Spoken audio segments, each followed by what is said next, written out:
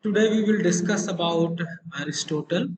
We know that Aristotle was a student of Plato. While discussing about the Plato educational philosophy, I have also told that Aristotle was in the academia, that academy which was established by Plato.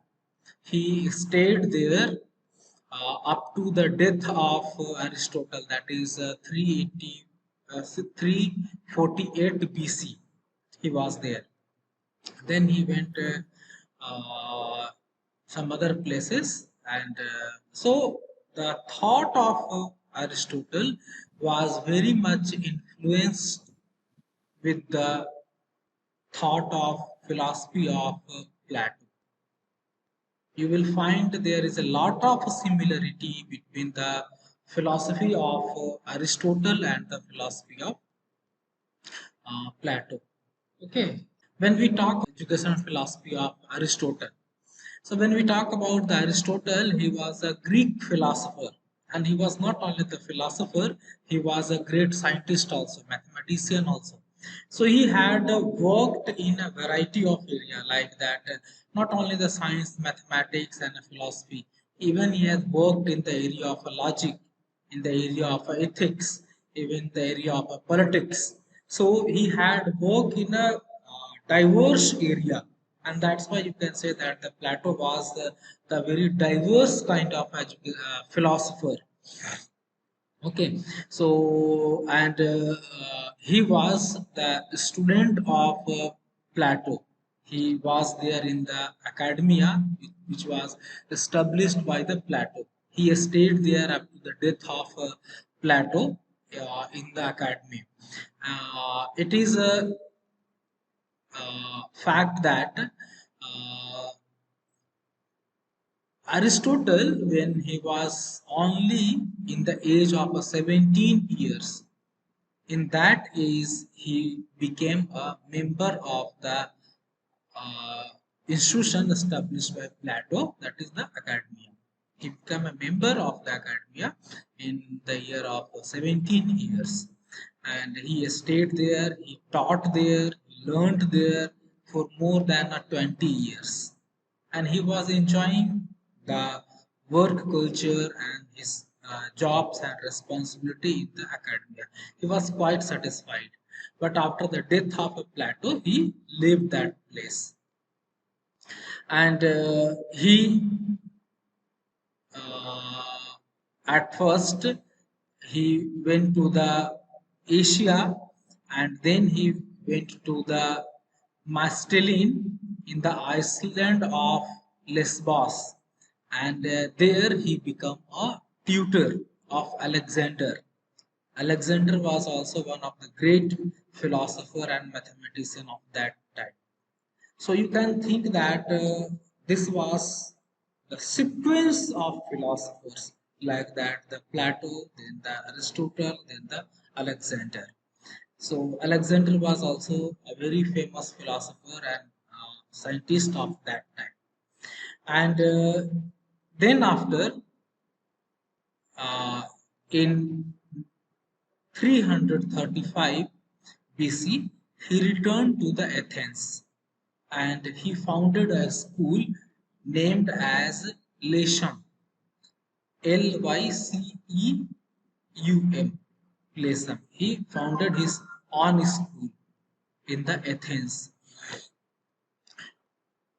There is a lot of writing and a work of Aristotle also, and most of the writing and work of Aristotle is the exemplar exemplary dialogue of the Plato, because Plato had given a philosophical thought, and he was trying to cite or incorporate the examples. So most of the work is the dialogue molded on the Plato's examples.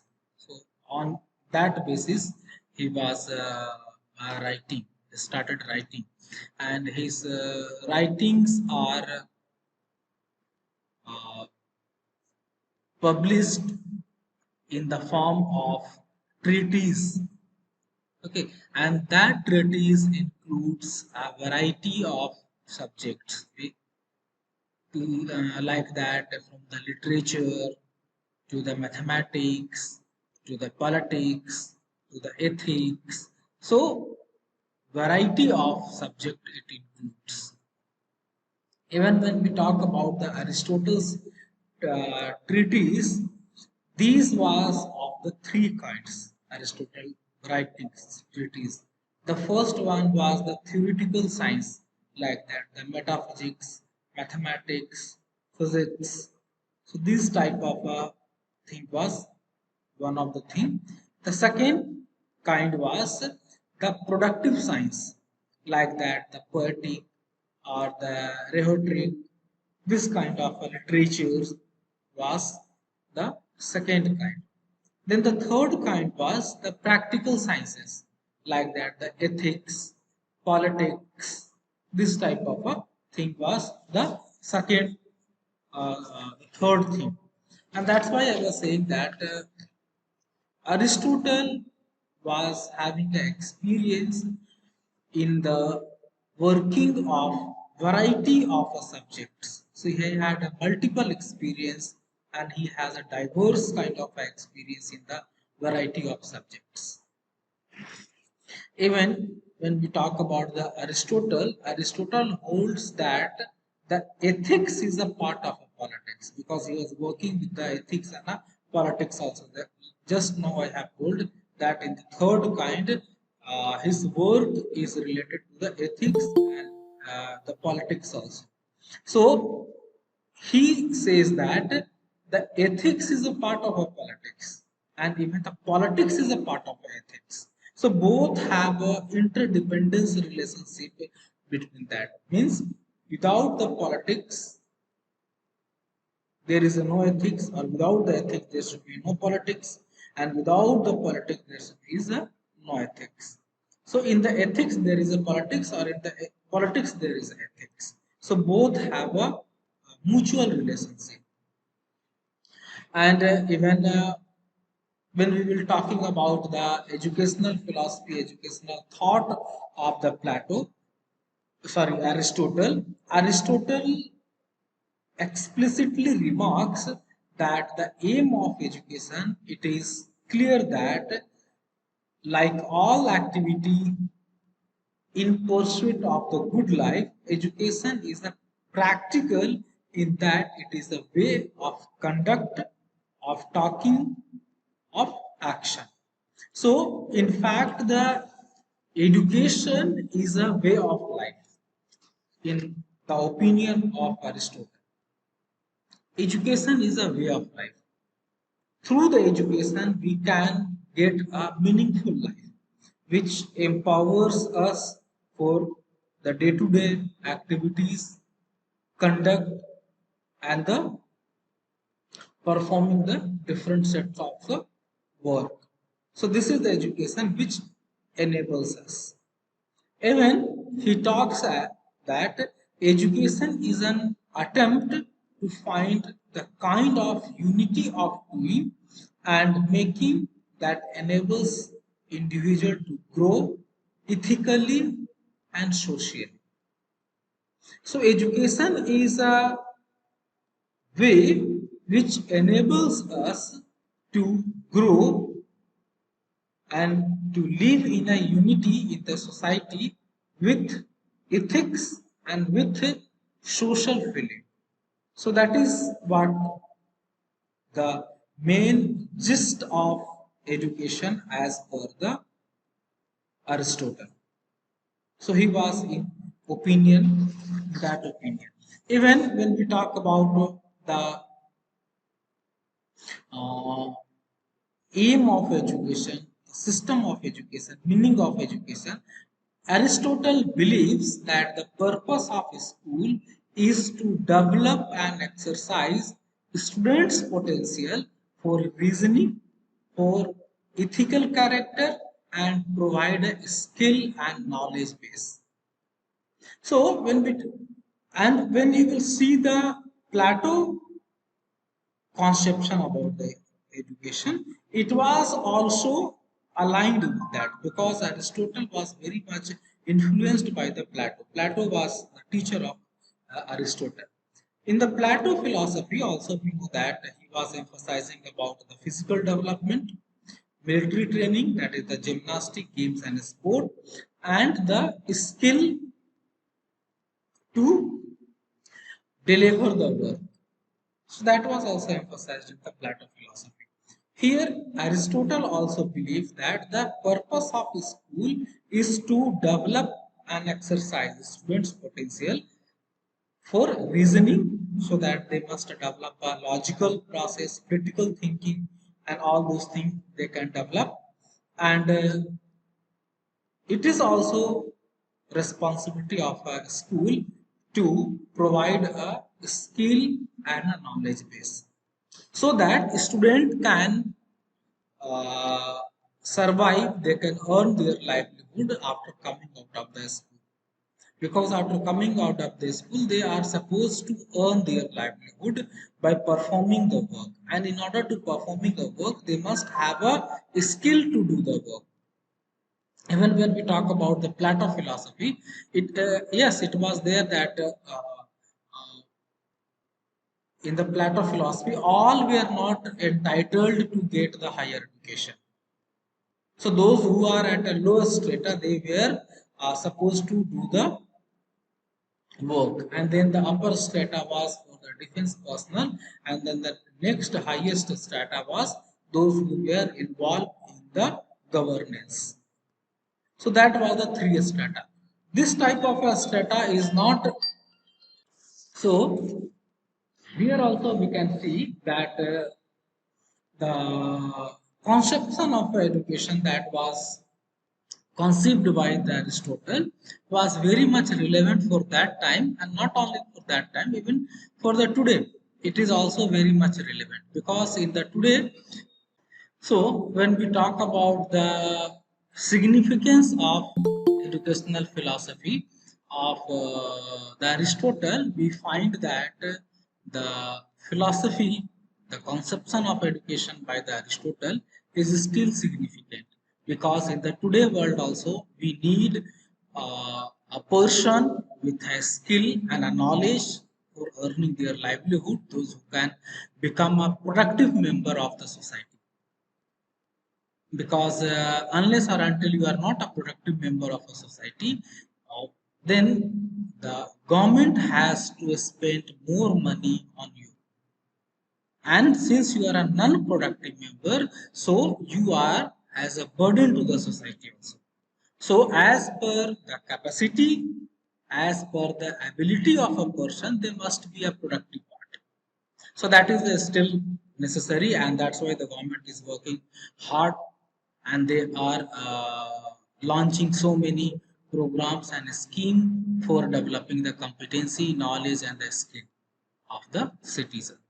Then having a sound character with the ethically sound citizen is also very much necessary for the country, and this both was emphasized by the Aristotle in his idea of education. Then even when we talk about the idea of education of the Aristotle, he also talks about the potential for reasoning. Means they must have a reasoning, logical ability, creative and a critical thinking. They must have creative and critical thinking, and that's why when we see the significance of the Aristotle philosophy is still relevant for the present time.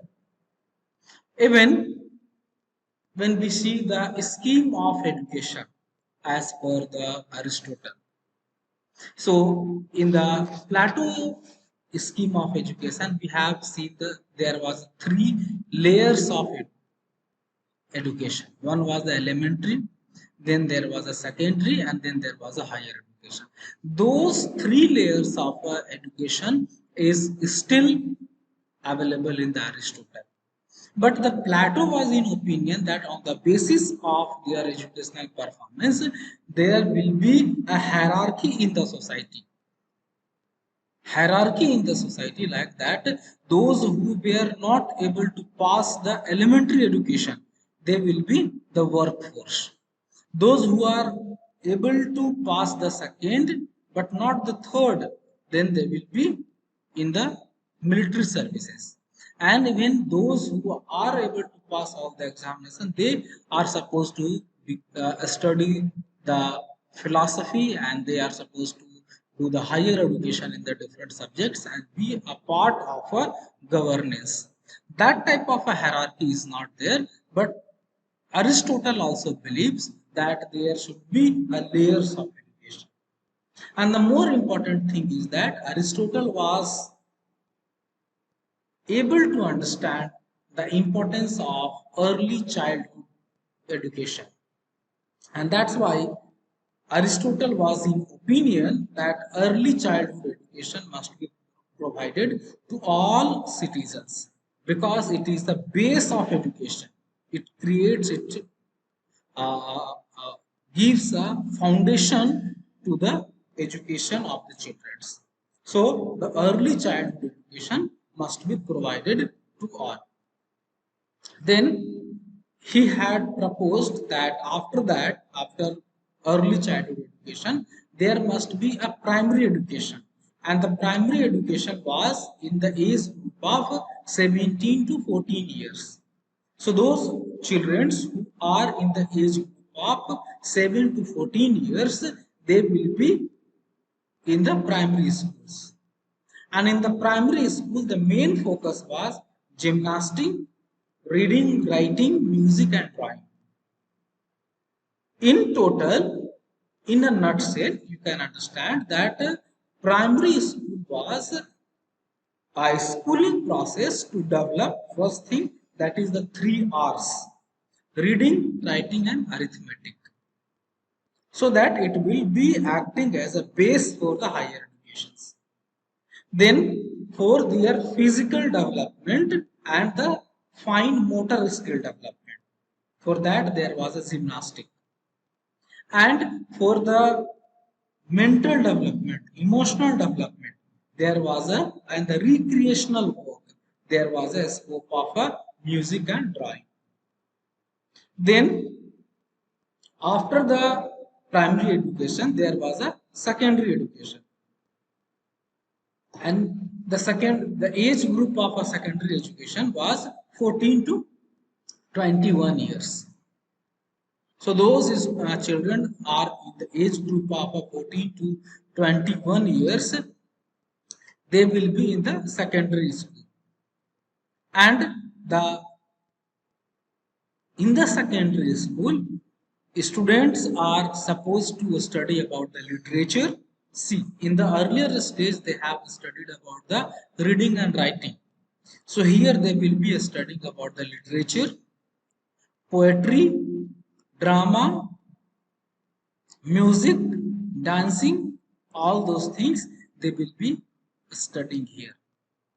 And the last 4 years means 17 to 21 year. This will be a compulsory military training for all. Military training is the physical military training and the tactics, strategies that are used in the military. That was compulsory for all. And then the higher education starts after the age of 21 year. And after the age of a 21 year, higher education can continue as long as the person is willing to study and they have a capacity to study. So as long as the student was willing and are able to study, the higher education may continue like that the Plato scheme. In the Plato scheme also, they were being taught and they were, after the higher education, they were joining the governance, they were working there, and at the age of a 50 year, they are retiring from the job. And after the age of 50 years, they can become a philosopher. Those who will be acting as a guide to the government. है ना? They will be deciding the law and policy and other things. So, in the Plato system also, there was a lifelong learning in the Platonian system. Similarly, in the Aristotle system, there is a concept of lifelong learning. And the lifelong learning starts since the childhood, because this system of education, Aristotelian system of education, recognize the importance of early childhood education also. So that was, even when we talk about the women education, surprisingly, the Plato was in the opinion of a women education. We have already studied. The Plato was in opinion of a women education, and he was in opinion that men and women are same, except the some physical changes, and some, in some case they are short in height and they are weak than the men in some cases, but in general he was in opinion that women must get education, quality education, equal education, and they are as equal as men. But surprising thing is that when we study about the Aristotle, Aristotle was not in opinion of a women education. He was in opinion that only male can have the higher education. Women are not capable of such complexity. So he was in opinion that the higher education is a very much complex thing, and that cannot be handled by the women. So women should not be allowed for the higher education. And in fact, the Aristotle, in the Aristotelian theory, women are not allowed to pursue the higher education. Surprisingly, when we talk about the Aristotle was a student of Plato, and he was so much influenced with the Plato. When we talk about the methods of teaching, all the methods of teaching that we have studied for the Plato, like the dialectic method, discussion method, question answer method, problem posing method, है ना, situation method, all the method was also applicable in the Aristotelian philosophy. Together with that, he has introduced one more method of teaching, that is the inductive deductive method of teaching. And this lead to formulate the first logical process in the science, technology, teaching and learning. Before that, the inductive and deductive method was not being used, and that's why he has introduced the inductive and deductive method, and he is told as the father of modern science because he has introduced inductive and deductive methods. So since he has, because we know that when we talk about the science, it is there are two type of a logical process in the science. One is the inductive logic and another one is the deductive logic, isn't it? So this two method is introduced by the Aristotle, and he is known as the father of a modern science also. Even when we talk about the curriculum, so in the Aristotelian philosophy, the curriculum was diverse. Here, the main emphasis was the overall development of a habit for control of portion, and appetite. So, in order to develop the overall development of the person, variety of subject was introduced. However, the gymnastic and physical education was of prime importance together with the science and mathematics. These subjects have got a prime importance in the Aristotelian philosophy, isn't it? Even the teacher were supposed to be a guide, a philosopher, or a torch bearer in the Aristotelian philosophy. And student's responsibility was to obey what the teacher is directing them. And the responsibility of maintaining discipline was for both teacher as well as the student.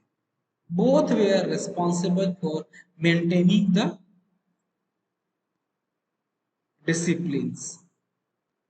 Okay, so in the Aristotle, there is a no very much and there is a very little thing we were supposed to study.